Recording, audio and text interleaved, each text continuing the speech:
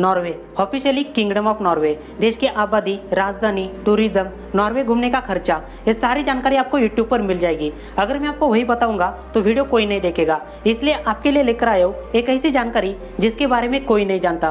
Video काफ़ी interesting होने वाला है। सबसे पहले बात करते हैं अकर्सस नाम के डरावने किले से।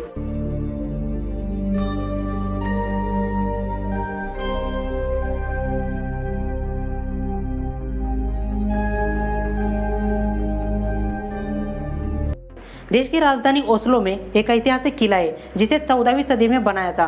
इतिहास से लेकर आज तक किले का इस्तेमाल एक शाही निवास, जेल और नॉर्वे की सेना के लिए किया था। आज के समय देश के लोगों के बीच एकरसस किले से जुड़ी कुछ भूतिया कहानी सुनने को मिलेगी। कुछ लोगों का दावा है रात के समय में सफेद रंग की महिला किले में घूमती हुई दिखाई देती है। असल में दुनिया के हर देश में कुछ डरावनी और भूतिया जगह मौजूद है। एकरसस कितना डरावना है वहां जाकर ही पता चलेगा। मध्ययुगीन काल में विदेशी आक्रमण से राजधानी को बचाने के लिए किले का निर्माण किया था। आज के समय देश के लोग और पर्यटक लोगों के बीच किले को देखने के लिए छोड़ा है। नाजी जर्मनी के खिलाफ जो नॉर्वे की लड़ाई थी उसकी यादें किले में रखी है। दुनिया के नक्शे में देश का लोकेशन कहाँ पर है? नॉर्वे उत्तरी यूरोपियन देश है जो स्कैंडिनेवियन जगह के पश्चिमी भाग में बसा है। उसकी बॉर्डर रशिया, स्वीडन और फिनलैंड से जुड़ी है। देश के उत्तर में अटलांटिक महासागर, बेरिंग सागर और पश्चिम में नॉर्वेजियन सागर दिखाई देता है। हमारा भारत देश, जिसे इंग्लिश में इंडिया कहा जाता है, इंडिया नाम इंडस सिविलाइजेशन और इंडस रिवर से संबंधित है। उसी तरह नॉर्वे शब्द का मतलब क्या है? देश को उसका नाम कैसे मिला? एक पुराना अंग्रेजी शब्द नॉर्वे से देश को नॉर्वे नाम मिला था, जिसका मीनिंग है नॉर्थर्न वे और वे लीडिंग टू द नॉर्थ, मतलब उत्तर की तरफ जाने वाला रास्ता। देश के इतिहास में नाम के बारे में एक और जानकारी बताई गई। नॉर्वे शब्द की उत्पत्ति नॉर और वेजर इन दो शब्दों से हुई थी। नॉर का मतलब होता है उत्तर और वेजर का मतलब होता है रास्ता। पृथ्वी के जितना हम उत्तर की तरफ चले जाएंगे ठंड बढ़ती जाएगी, हर जगह बर्फ दिखाई देगा। ऐसी हालत में इंसानों के लिए उत्तर की तरफ जाने वाला रास्ता बनाना बहुत ही कठिन था।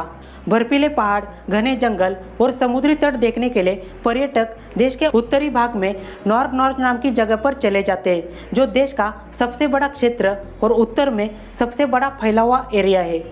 हजारों साल पुराने बर्फ के पहाड़, नॉर्थर्न लाइट, इसके अलावा और भी बहुत सारी जगह जिसकी तरफ पर्यटक आकर्षित होते हैं। सबसे पहले नंबर पर आता है फिजोर्ड्स। नॉर्वे में एक सुंदर जगह है जिसे प्राकृतिक अजूबा कहा जाता है।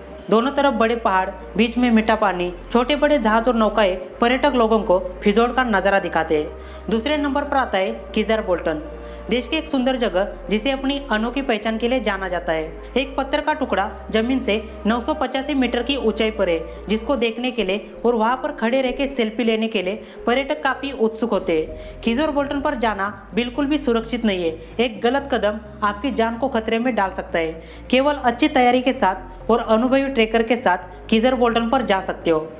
तीसरे नंबर पर आता है स्वालबार्ड आइसलैंड।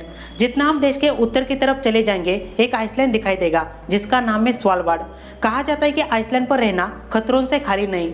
2023 में लगभग 3000 लोग आइसलैंड पर रहते हैं, लेकिन उनसे भी ज़्यादा भालू पाए जाते हैं। पर्यटक यहाँ पर घूमने के लिए जा सकते हैं, लेकिन यहाँ पर मरना गैर कानूनी है। अगर किसी मरे हुए इंसान को आइसलैंड की जमीन पर दफनाया तो लाश डिकम्पोज नहीं होगी। स्वालबार्ड पर रहने वाले बूढ़े लोगों को अपने अंतिम दिन बिताने के लिए मुख्य भूमि नॉर्वे में जाना पड़ता है।